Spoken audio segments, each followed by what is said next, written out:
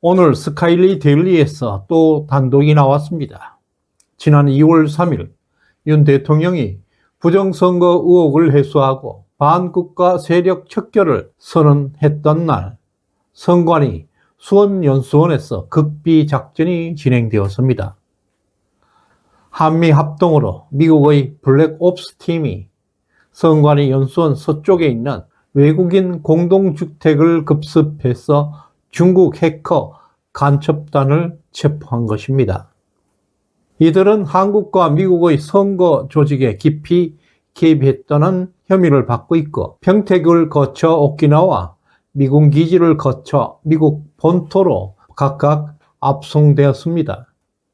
그러나 이 사건이 보도되자 민주당과 친중좌파 반국가 세력들은 즉각 가짜 뉴스라고 주장하면서 이 사건을 은폐하기 위해서 그동안 자신들이 주장했던 사실을 모조리 뒤집고 있습니다.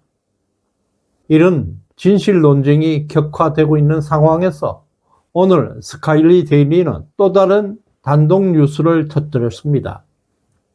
미국 공화당 도널드 트럼프 대통령 자문위원 김해창 박사가 미국 국무부로부터 한국에서 체포된 중국 간첩단의 미국 압송은 사실이라는 확인을 받았다는 것입니다. 미국 국무부가 직접 개입한 이번 사건은 미일 정상급 외교 채널에서도 논의되었다는 것입니다. 지난 1월 7일 바이든 정부 국무장관이었던 토니 블링컨은 일본을 전격 방문했습니다. 일본 외무상과 회동에서 블링컨 장관은 한국에서 체포된 중국 간첩단 사건을 의제로 다루었고, 일본과 이 문제의 협력 방안을 논의했다는 것입니다. 여기서 주목할 것은 이 논의에 당시 트럼프 인수위 측도 동행했다는 것입니다. 이 회동 이후에 1월 13일에는 탄핵으로 어수선한 한국 상황에서 일본 외무상이 한국을 전격 방문했다는 것은 매우 이례적인 것입니다. 일본 외무상이 한국을 방문한 것은 7년 만에 처음 있는 일이었고, 이것은 한반도를 둘러싼 국제 정세가 긴박하게 돌아가고 있음을 보여주는 중대한 신호로 볼 수 있습니다. 특히 김해창 박사는 트럼프 측에서 한국에서 관련 보도가 나갔어 당황했다. 중국과 협상 카드를 활용하려던 계획이 스카이데일리의 보도로 인해서 전략 수정이 불가피해졌다고 설명하고 있습니다. 다시 말해서 미국은 중국과 외교 전략에서 한국 내 간첩단 사건을 하나의 카드로 사용하려 했다는 것입니다. 사건이 사전에 폭로되면서 새로운 대응이 필요해졌다는 것입니다. 김 박사는 검거된 중국 간첩단은 미국이 조사 중에 있고 자백을 이미 확보했다고 밝히고, 이 과정에서 미국 국방부는 최근 하와이 주둔 미군 기지 내에서 SNS 사용을 전면 금지하는 조치를 내리는 등 보안 강화를 단행하고 있습니다. 이러한 조치는 중국 간첩단의 정보 유출을 철저하게 차단하기 위한 조치일 가능성이 크다는 것입니다. 중국 해커 간첩단은 인터넷 여론 조작은 물론 한국과 미국의 선거 조작에도 개입했던 전문 해커들이었습니다. 이들은 6개월마다 교체되었고, 외국인 연수생 신분으로 위장해서 한국에 체류한 것으로 알려졌습니다. 일부는 고용부로부터 실업급여까지 수령한 사실이 확인되었습니다. 현재 우리나라 법률상 외국인이 간첩죄를 저질러도 처벌할 수 있는 조항이 없습니다. 외국인을 간첩죄로 처벌할 수 있도록 개정된 간첩법이 국회에 발의된 적은 있었지만 민주당이 반대해서 부결되었습니다.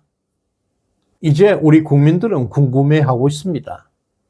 중국 정부는 자국민이 체포되고 미국으로 압송되었음에도 공식적인 입장을 내놓지 않고 있습니다.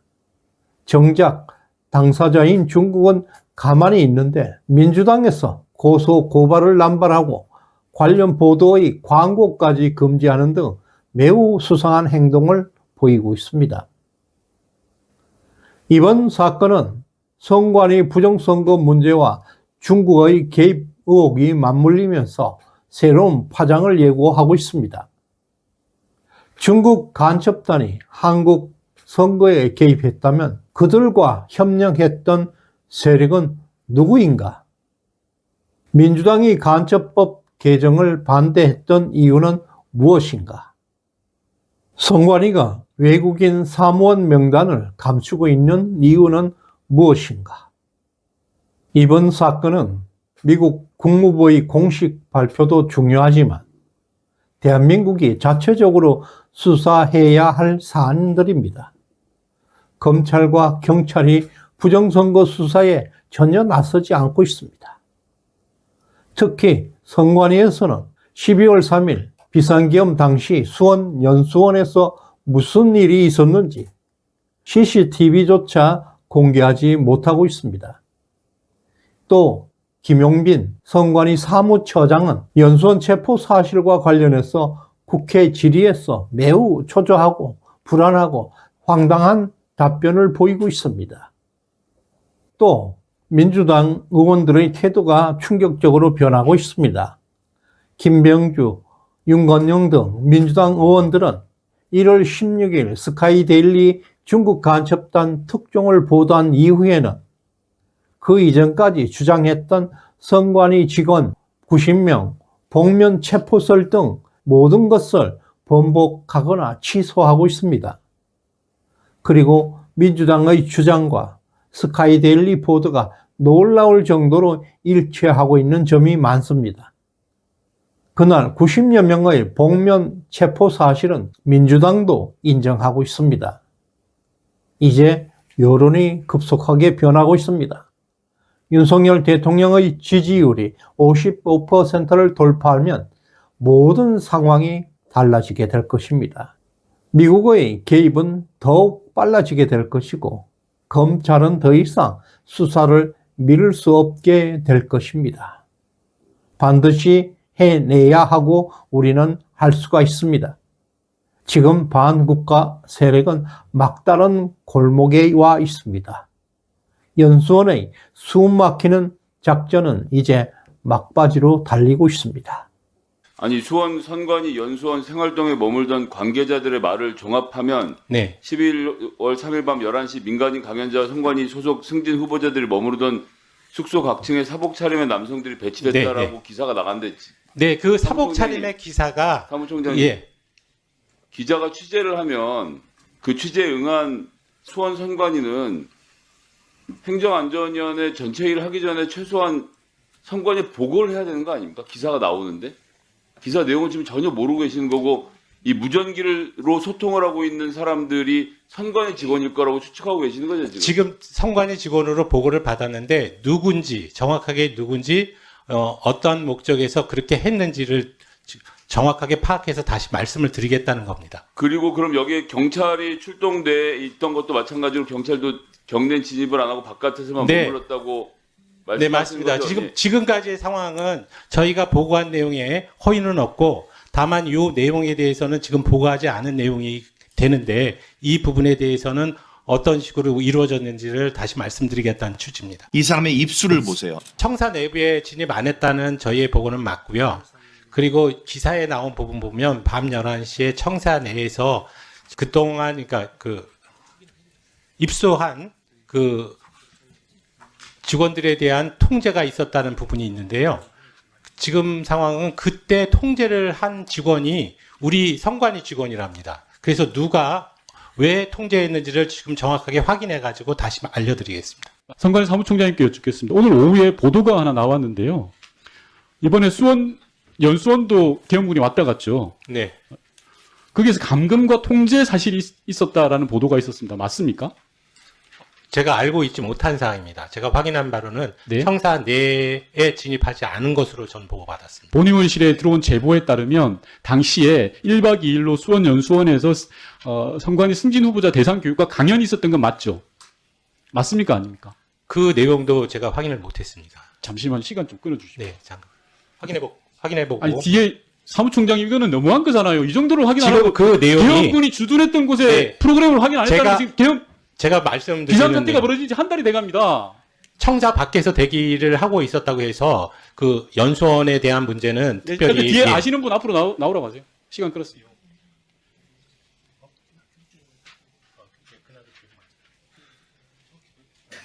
지금 뒤에 있는 분들도 그 부근에 교육이 있었던 건 맞는데 그날 교육이 있었는지는 정확하게 답변을 못 드리겠다고 하는데요. 자세한 내용은 다시 보고를 드리겠습니다. 그럼 저희가 확인해서.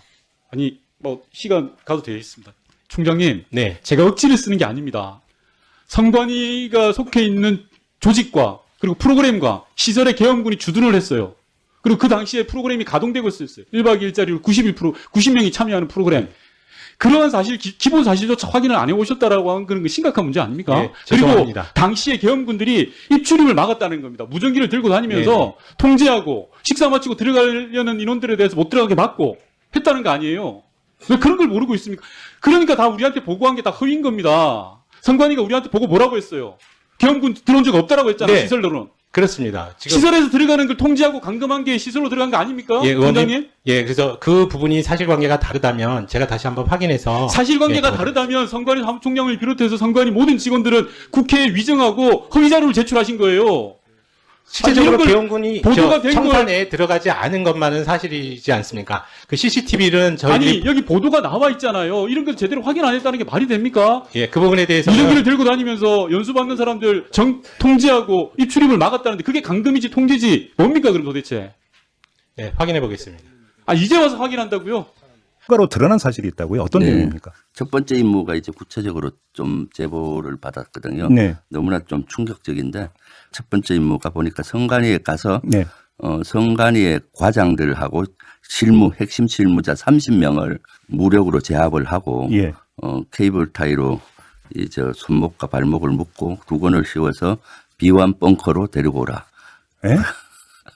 그 임무를 B1 벙커로 데리고 와라? 네. 납치하라는 얘기죠. 네, 그렇죠. 그래서 무력으로 제압을 해서 데리고 오라 해서 무력을 어느 정도 해야 되느냐 질의까지 했던 것 같아요. 그랬더니 케이블 타이로 손목과 발목을 묶고 두건을 씌워서 데리고 오라. 그렇게 지침을 주고 그런 준비를 했던 걸로 밝혀지고 있습니다. 참 너무나 솔직히 좀 끔찍하고. 믿기지가 않는데. 네, 저도 믿기지 않아서 여러 확인할 만한 루트로 확인을 했고 예. 실제 그 회의장에 있었던 인원들의 제보도 받았고요.